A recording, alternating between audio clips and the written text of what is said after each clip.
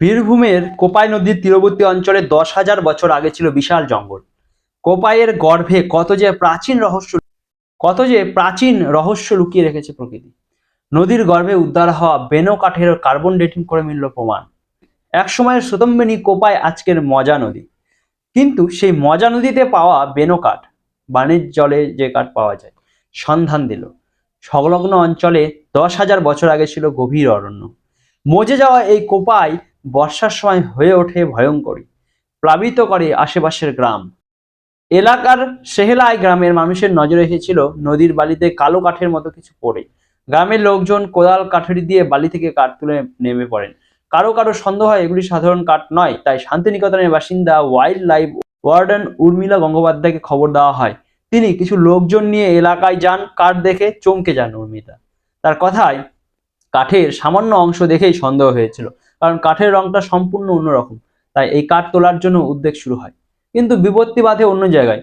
বেনো কাঠ বলে গ্রামের লোক নদী থেকে তুলে জ্বালানি হিসেবে ব্যবহারের জন্য মরিয়া হয়ে ওঠেন।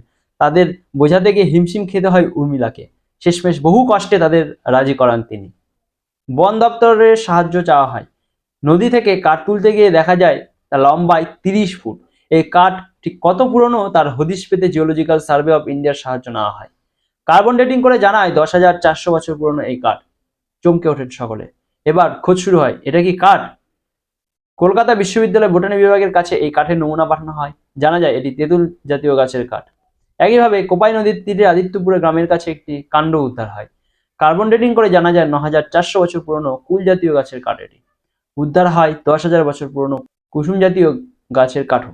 এই কাঠ তুলে এনে শান্তিনিকেতনের বন দপ্তরের প্রকৃতি ভবনে আনা হয়। সেখানে সংরক্ষিত হচ্ছে কাঠগুলি। বিশেষজ্ঞরা মনে করেছেন এই কাঠগুলি প্রমাণ করে যে কোপাই নদীর তীরবর্তী অঞ্চলে 10,000 বছর আগে বিশাল জঙ্গল ছিল।